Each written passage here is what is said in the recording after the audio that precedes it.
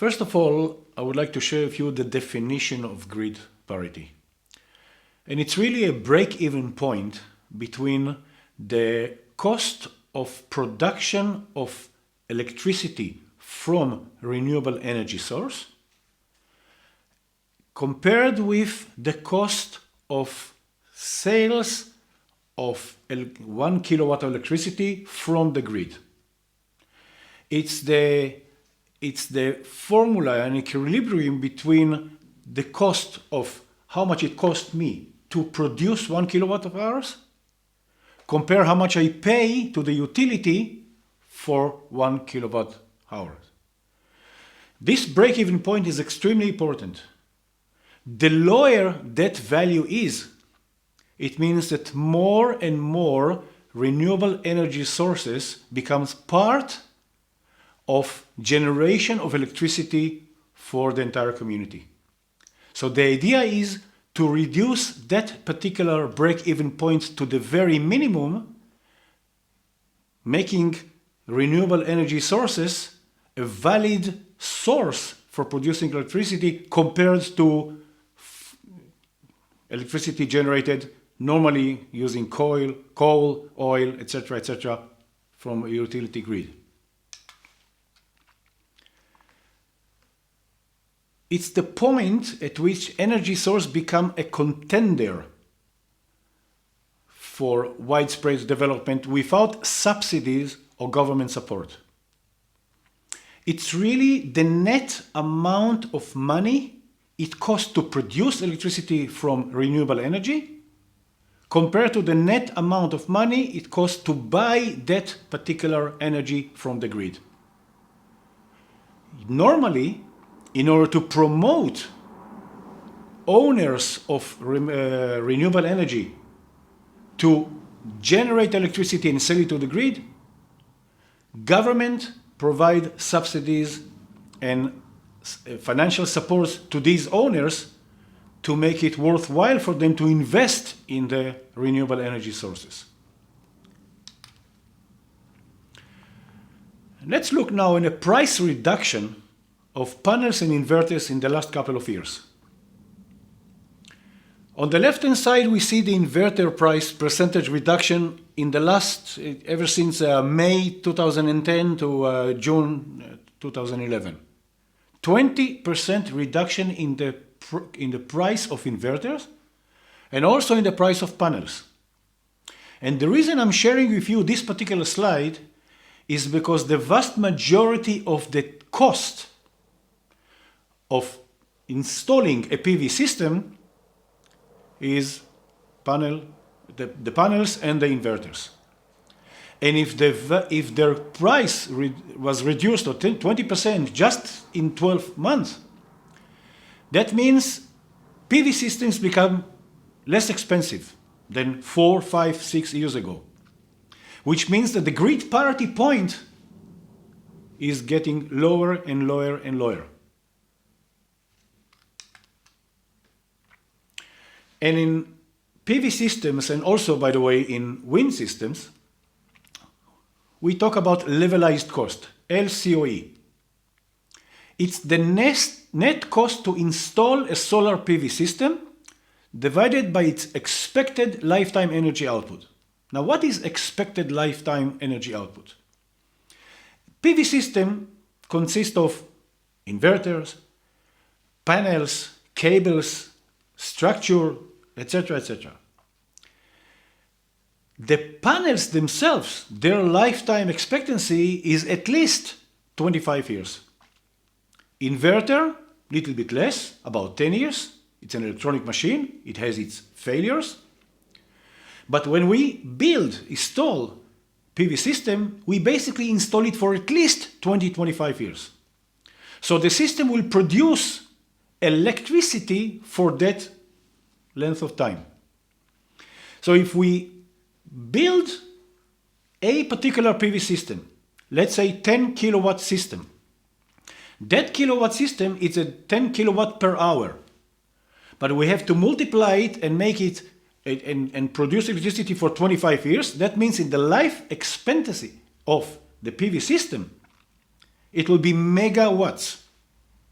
And if the system cost me so much to install, I have to divide it in the entire output for its entire life. As an example, if a PV system costs $10,000 to install, and it provides 100,000 kilowatts of electricity over its life, then the levelized cost is 10 cents per kilowatt hour. So that particular value, 10 cents, should be compared against how much money we have to pay to the electricity company in order to buy 1 kilowatt hour of electricity. The levelized cost is the cost divided by the total output power in an entire life. The idea is to reduce it to the very minimum to make it worthwhile, so the comparison between the sell and the buy will be as low as possible, meaning grid parity earlier. PV cost per kilowatt hour over its life cycle.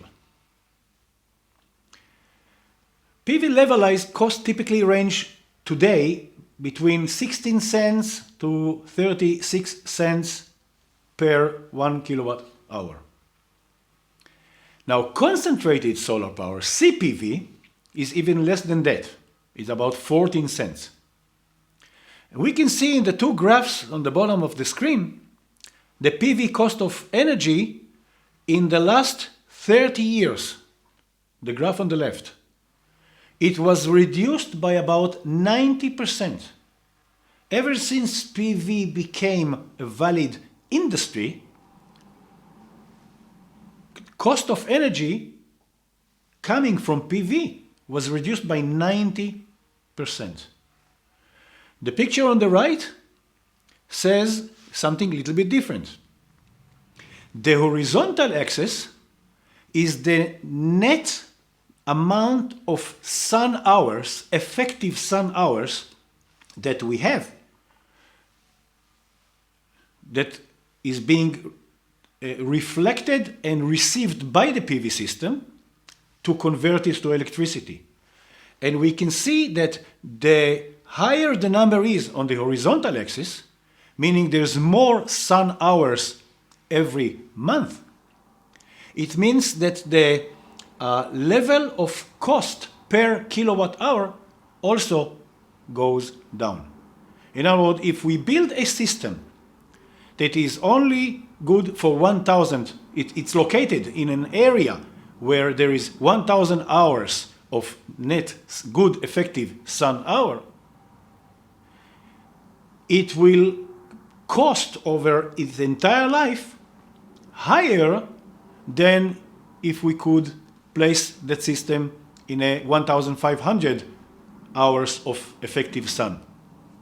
So the levelized cost of the system that is located in a place where it gets 1,500 is less than the levelized cost of the system located in 1,000 watt.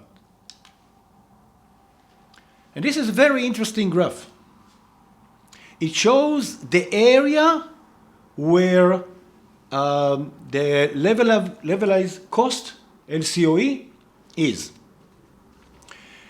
The smaller the system, the smaller the PV system, the levelized cost is higher. Smaller systems basically are residential PV systems. They are not farms. The bigger we go with the system, the numbers will go down even in the year 2020 to 8 cents per 1 kilowatt hour. Levelized cost. 0.36 is for residential. System is smaller, produces much less energy, converted to electricity.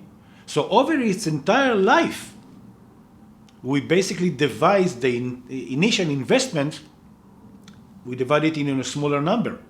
So the levelized cost, LCOE, is higher. So this is the area, this is the range of LCOE compared to the size of the system. Grid parity, cost versus output.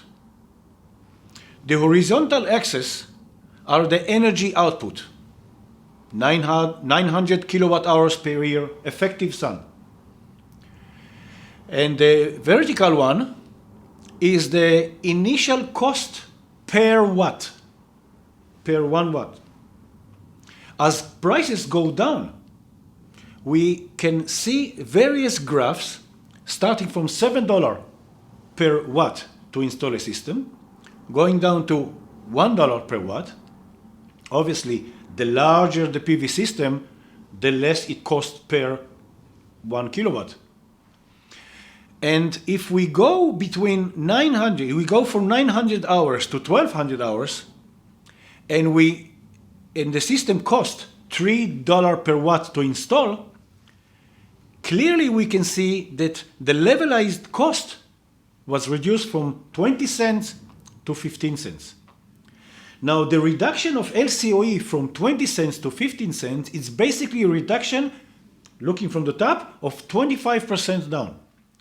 So it's a 25% reduction in the LCOE, meaning that the grid parity is a lower number, meaning that it's much worth locating PV system in locations where the energy output is higher, making worthwhile generating and producing electricity compared with buying electricity from the electricity utility company. And this set of graphs are looking at the same idea, but from a slightly different point of view. The horizontal axis is the lifetime of a solar PV system. The vertical is again the investment. And again, the vertical goes from 0, but 0 is not a valid number in this particular case. It goes down from, let's say, $1 per watt to $7 per watt. Easily we can see that the longer the lifetime of a solar PV system is, the LCOE becomes a smaller number. So the idea is to install a system looking into the far future. If we install a system for 25 years, it doesn't mean that the system is dead and does not produce electricity from that point on. The idea is to prolong that time. Let's try to pull it 5 additional years. We will reduce the LCOE between 15 cents down, from 15 cents down to 12.5 cents. It means in these years of 25 years and more and up, it will be much more worthwhile to generate electricity from PV system compared to buying electricity from the utility company. In the very first years, it's less, but as the system gets older and older and continue to produce electricity, it becomes much, much worthwhile. Simple case in Japan.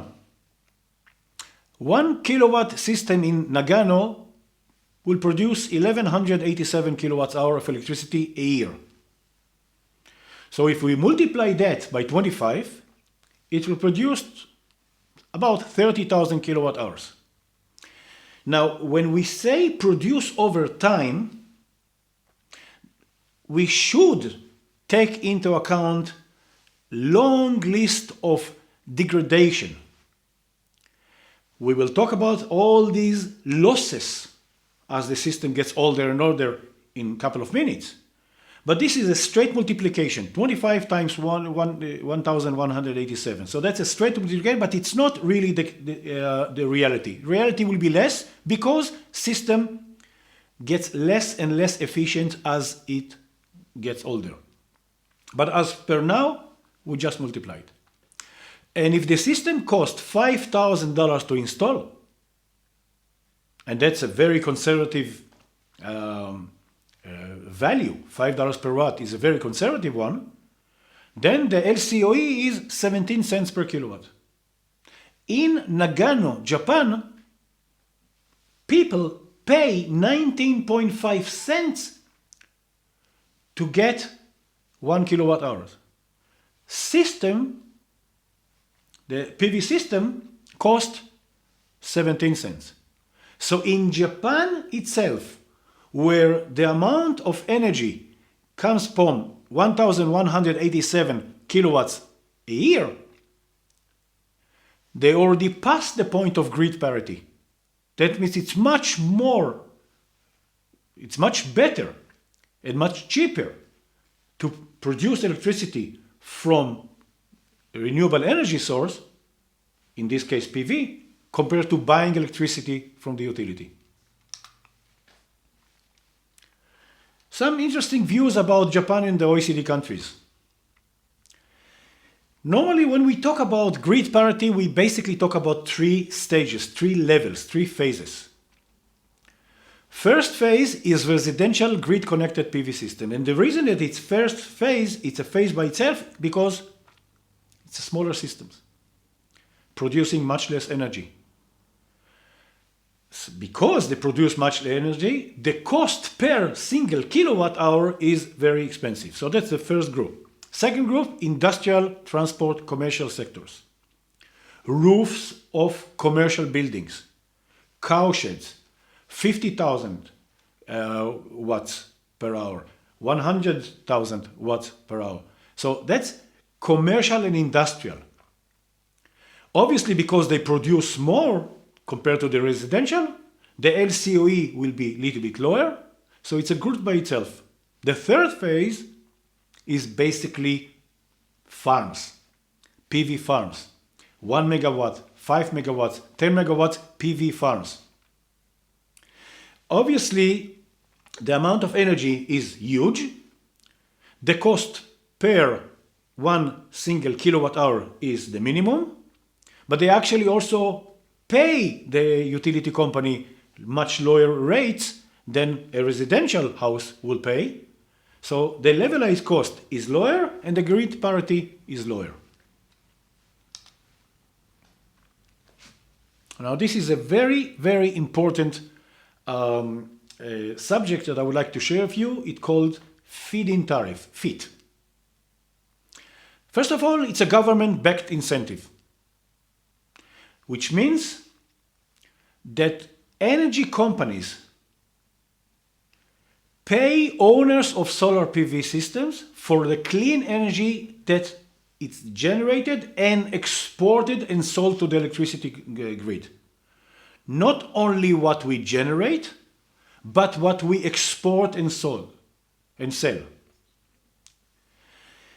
Normally, if we have a small PV system on the roof of our house, we will consume energy and the excess will be sold to the utility company.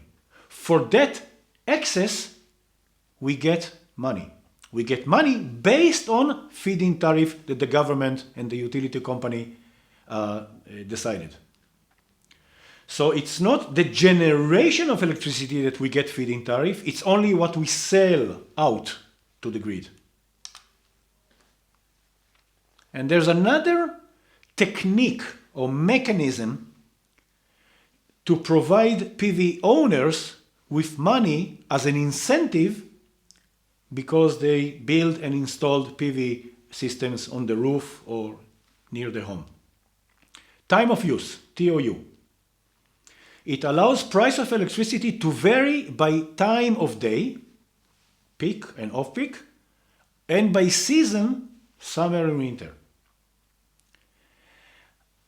Time of use means that there are times during the day that the consumption of entire community is the maximum. In cold countries, at night, they heat up their places.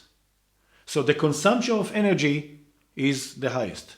In hot places, during the day, they consume a lot of energy trying to cool their places down using air conditioning systems.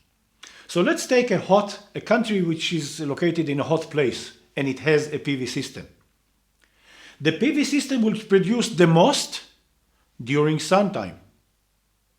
And at that particular time, this time window when the sun hits, the consumption is the maximum because of the air conditioning systems. So because by nature of the PV system is to produce the maximum amount of electrical energy when there is sun, and at the same time the utility company needs that energy, the owner of the PV system will get the highest value of money coming in.